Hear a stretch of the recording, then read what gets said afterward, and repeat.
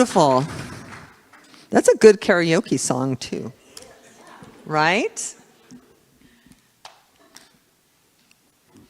Gone. You're gone.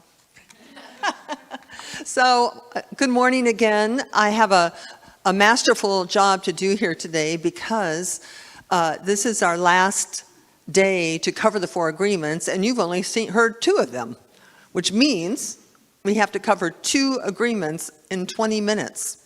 So I invite you to wake up, listen up, and just capture the essence as I laser into the gift of this amazing little book. And it is an amazing little book.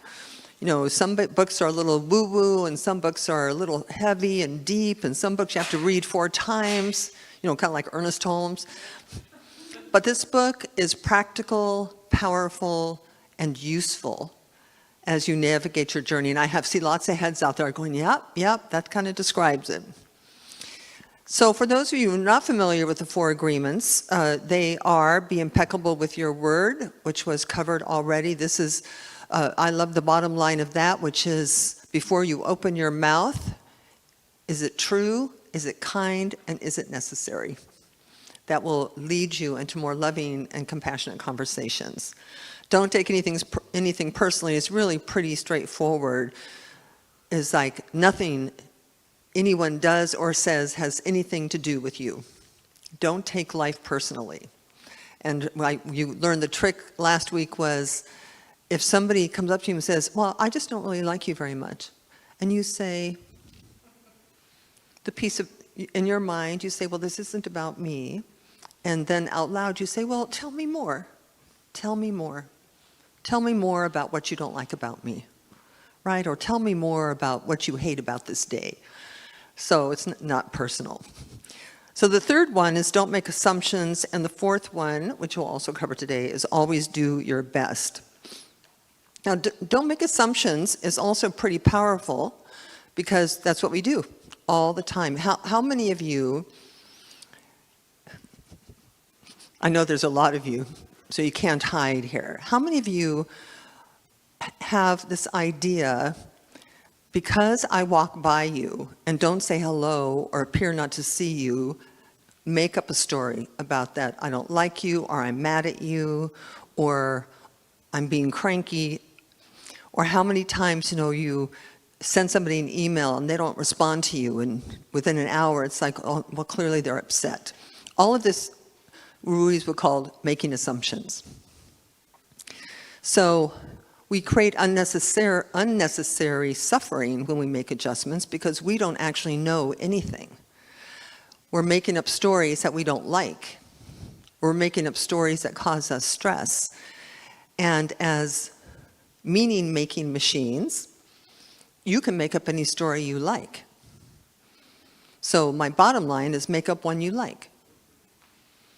Now, making up a story you like is not only smarter for you, but it's also, metaphysically speaking, more powerful for you because the stories you make up, if you make them up long enough, tend to come true, tend to get created because, we talk about the law of creation here, which is the universe is plastic. The universe is like an ice tray. The universe is like a mold.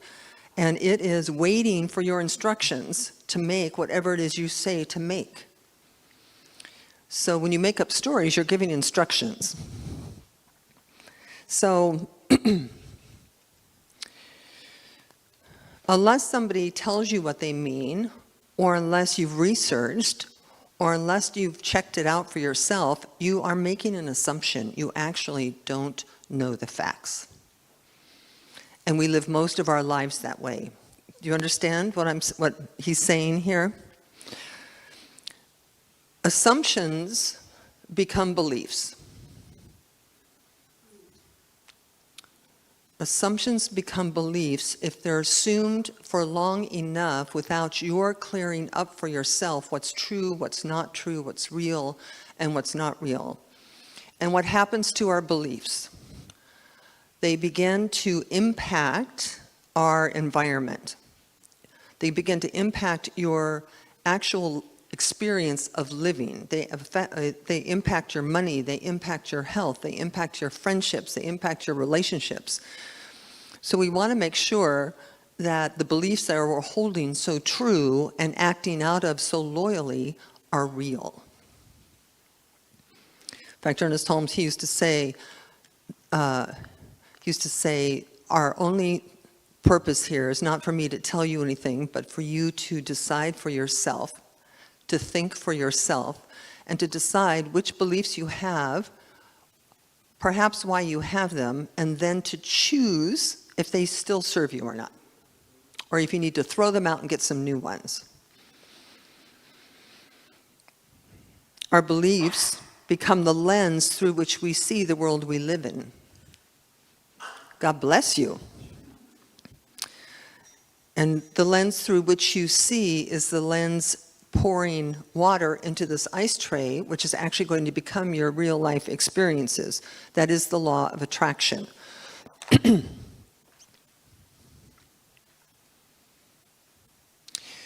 So assumptions create expectations.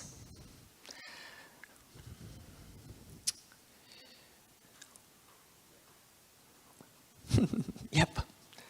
So if you have an idea about someone and you've made a decision about them, it doesn't matter who it is, you've made a decision that they don't like you, or you've made a decision they're not a nice person, or you make a decision, whatever decision you've made, I promise you the next time you're in the company of that person, you're going to be expecting what you've always expected. You're going to be expecting them to be not nice, or expecting them to be rude, or expecting them to be selfish. So your assumptions turn into beliefs, and your beliefs turn into expectations, and pretty soon the whole world looks exactly like you think it should look, having nothing to do with the way that it is. That's why they call it a dream, that we're all living in our own personal dream. I tell this story sometimes about one of the things I used to say as a very young woman in my very first marriage. I had all kinds of measurements for whether or not my husband loved me. None of which had anything to do with love, of course, but it was like, well, if he doesn't take out the garbage, he doesn't love me. If you loved me, you would do your job, and your job's taking out the garbage, right? Or if you loved me, we would go on this vacation. Now, is it true or not true that whether or not he takes out the garbage has nothing to, men in the house, does taking out the garbage have anything to do with your love for your spouse? Not at all. Nah. Nah. They know that whether or not they take out the garbage is completely unrelated to their love of you.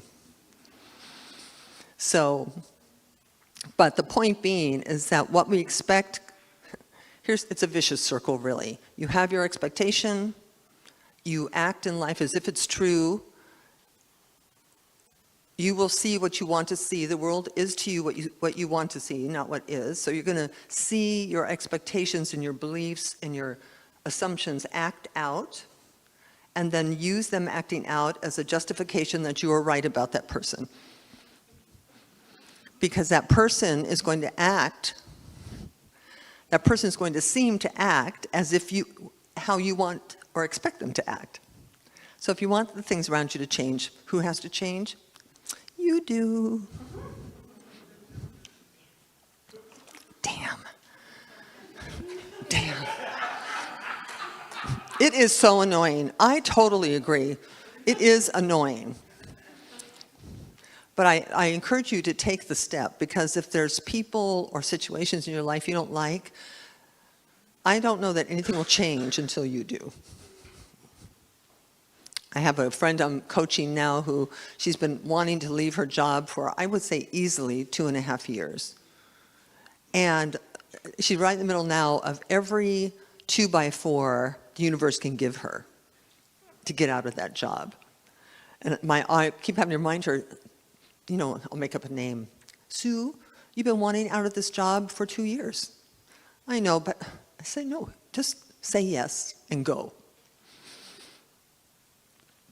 So the takeaway for don't make assumptions. is to, if you don't know, ask.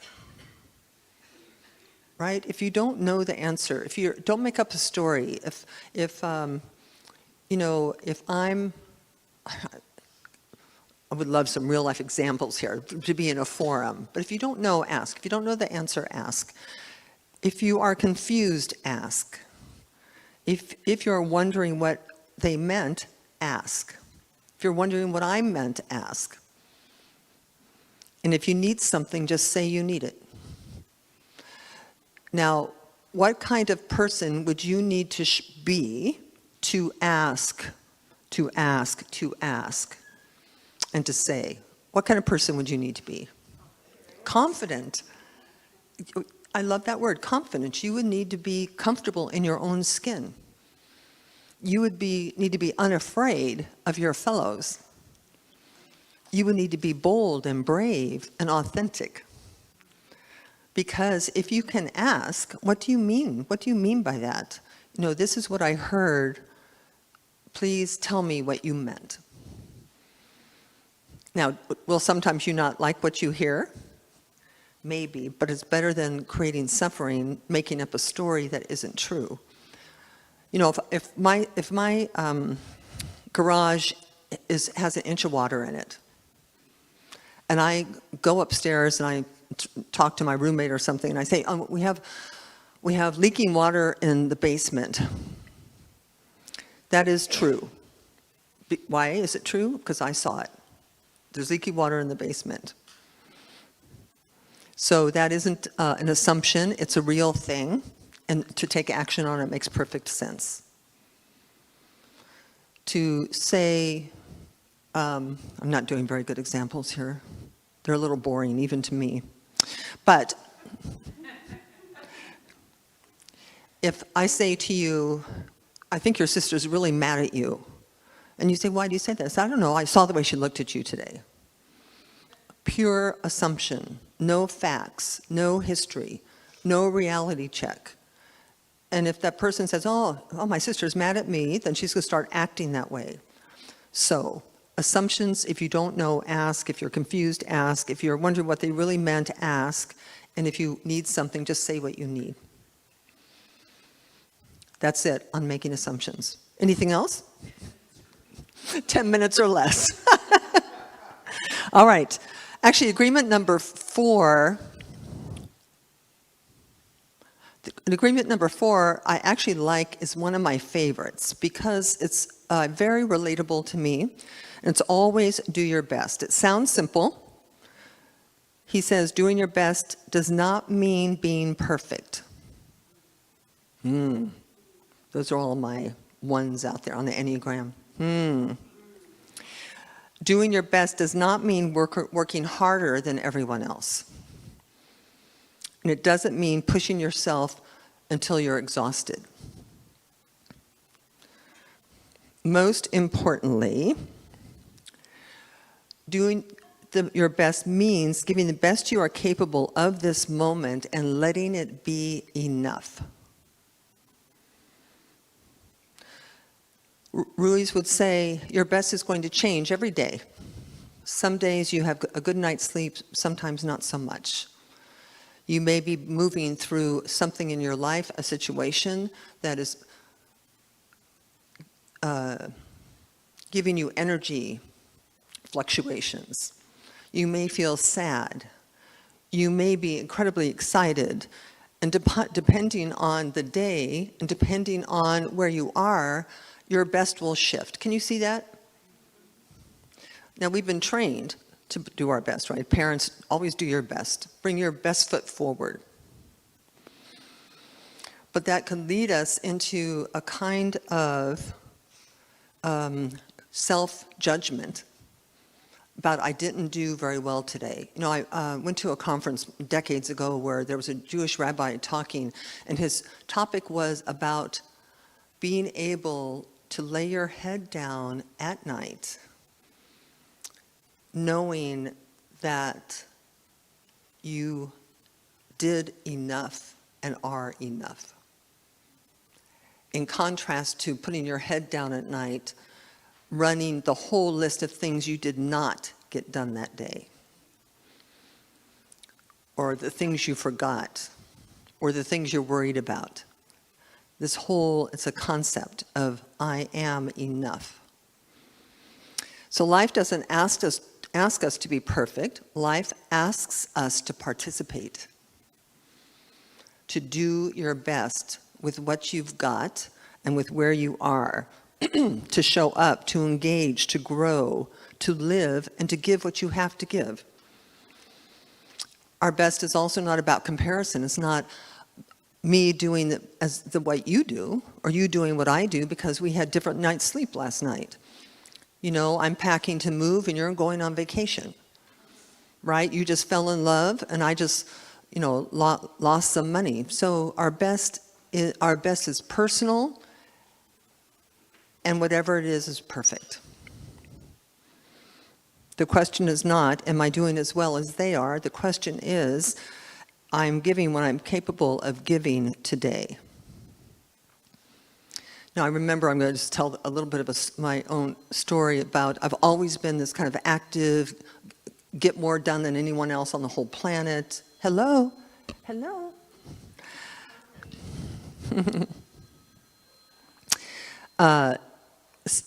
So I'm a doer.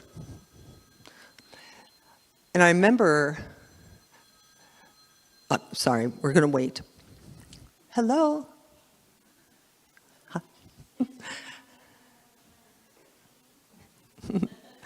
I remember in November of 2021, most of you know this story, so I'm not going to do the story, but I just want to give you set the stage. I had just had my hip replaced and just had a stroke. So I couldn't really walk. I was on a walker, and I couldn't really see because the stroke affected only my vision. So it was like God said, halt. Stop. Because there was nothing to do other than to be where I was in the situation I was in.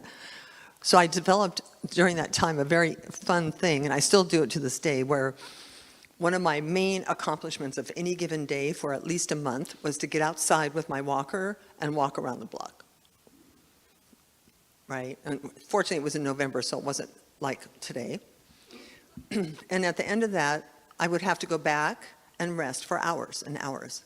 But I would at the end go, yay you, you walked around the block, right? And then it became a walk around 2 blocks. But my point being is how challenging it was and is to get comfortable with, you can only do your best and nothing more. And you cannot beat yourself up for not being able to do more than you can do on any given day.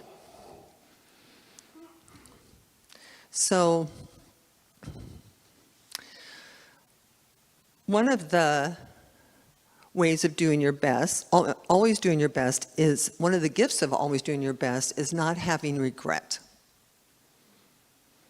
So, what does that mean? We know what it means to not give our best, yes? Like you have this inner nudge to go do something, you want to go do something, somebody wants you to go do something, and you have this little thought that I don't want to, or I don't feel like it, and you don't. And then later there's this kind of, I really should have gone. There was no reason I couldn't go.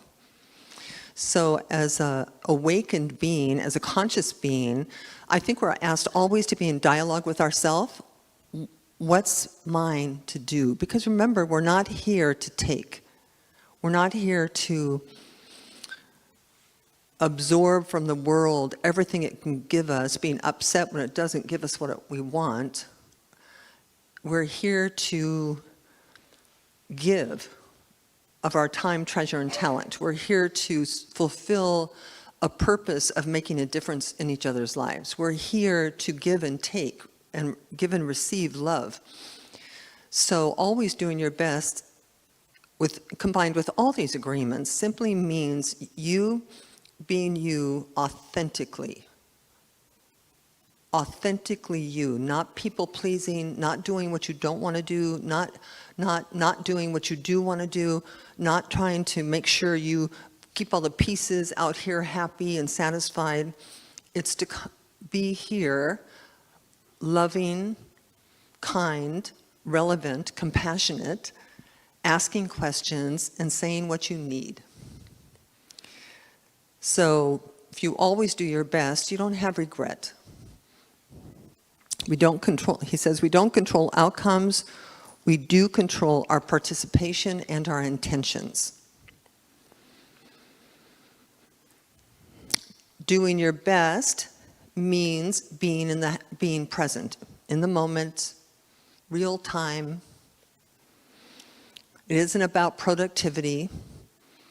It's about being present. I love that. Life is not about productivity. Who loves that? I love that. It's about being. Sometimes being present isn't about doing something or being so busy. When you're washing dishes, what should you be doing? When you're mowing the lawn, what should you be doing? Yes. And when you're doing the dishes, how should you be doing your dishes? The best ever, right? Doing the best dishes you've ever done, mowing the lawn with the best lawn mowing you've ever done.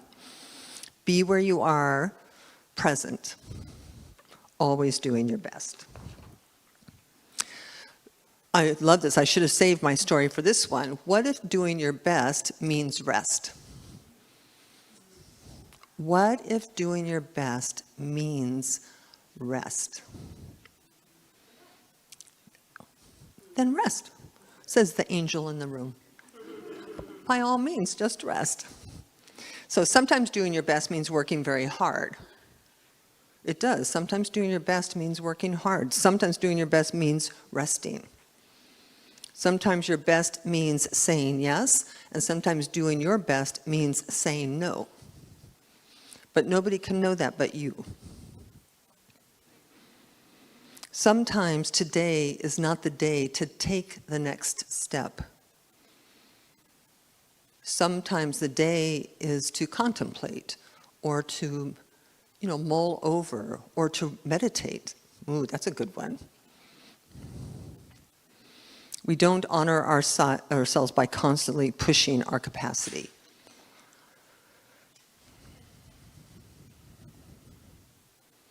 So every day, as you navigate this path of being human, this destiny of finding our way out of the old dream into living a new dream, and Ruiz has given us this beautiful little book to help us navigate that. And all of them may seem simple, but it's really a matter of consciousness. It's a matter of shifting our thinking, coming out of our acceptance of somebody else's dream of life, or even our own life, and waking up. So he closes, he says, you show up, you give what you have, you learn from what happens, you make adjustments, and then you show up again. It's good, wise advice, yes? So the takeaway, I think for me, the takeaway of this agreement is your best is enough. So if I were to invite you into your week on how to really be with these agreements, and because how you embody the idea is by practice. So to practice these 4 agreements, you're going to walk. You're going to leave the sanctuary and you're going to walk into your life, and you're going to be looking at what you say. Is it kind? Is it compassionate? Is it necessary? You're going to work at not taking things personally. If you find yourself aggravated by an assumption you're making, ask. Ask for clarity. Get clarity. If you need something from your family or your friends or your boss or your minister, just ask. The worst they can say is what? No. That's the worst anyone can say. but the chances of you getting what you need without your asking, probably not high. So Ruiz says, these 4 agreements are not about becoming a better person or a perfect person. They're not to make you better. We say here, you're already perfect. These are about becoming a conscious person, one who notices, one who chooses, and one who responds. So, say yes? Yes. All right. So let us do our affirmation.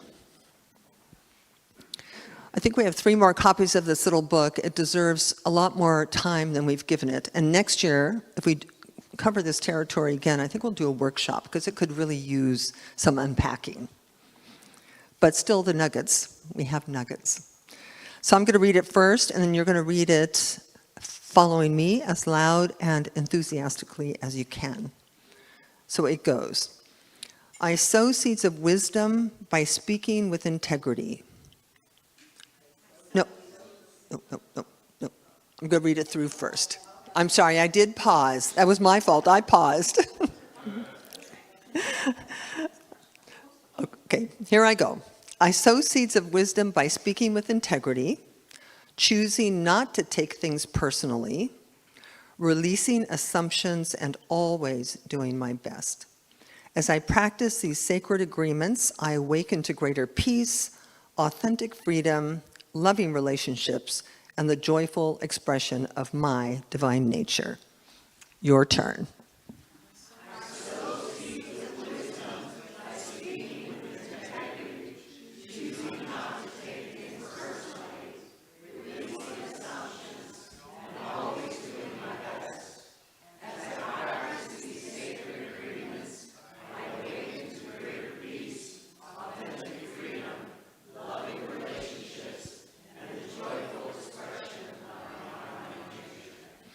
And so it is.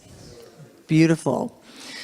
All right, so I'm going to move into a moment of prayer. We're going to move out of prayer into one of our new favorite songs, I Release, and we have Colette here today, Colette and Katz, so they'll be facilitating that for us. It's a great celebratory song with an invitation. I've been hearing this song, I Release, was written by Ricky Byers-Beckwith and Michael Beckwith decades ago. And they've been singing this song in their congregation every Sunday for 30 years. So we're just now kind of falling in love with it. But before then, let's pray about our message today. So take a breath. And as you exhale, let any tension just melt out of your body into the chair, which is being supported by the floor, which is being supported by the earth, which is being supported by the very essence of God itself. Here, surrounded by infinite wisdom, unlimited intelligence, perfect love, awesome beauty, that this is the reality of the dream I want to live in, this awareness that we are surrounded by love and beauty.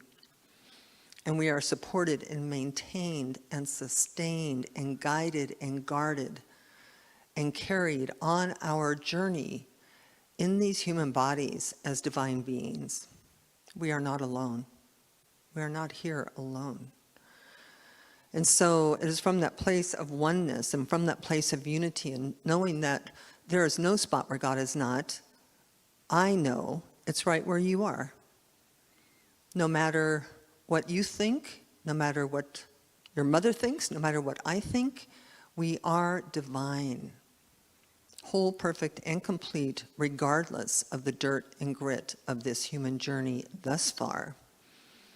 But today, as we allow the metote, the fog of the fake dream to lift, the confusion of race consciousness to lift, we arrive back in our bodies, awake, aware, conscious, choosing, deciding, claiming our right and reason to be here, and moving about the planet in a whole new way, a loving way, a kind way, a necessary way, allowing ourselves to see things as they really are, to get clarity about things, to ask for understanding, and to say with clarity and confidence what we need and want to elevate our experience. And so I'm grateful. I'm grateful that we have a community in which we have these conversations, in which we come out of the worry, doubt, and fear that surrounds most of us from the news and the media, to simply remember holiness. One is everywhere we are, and two is what we get to give the world. We give the world our holiness, and then we just watch what happens. And then we go to bed fulfilled and satisfied with our enoughness, and we get up and we do it all over again. And so, how good this is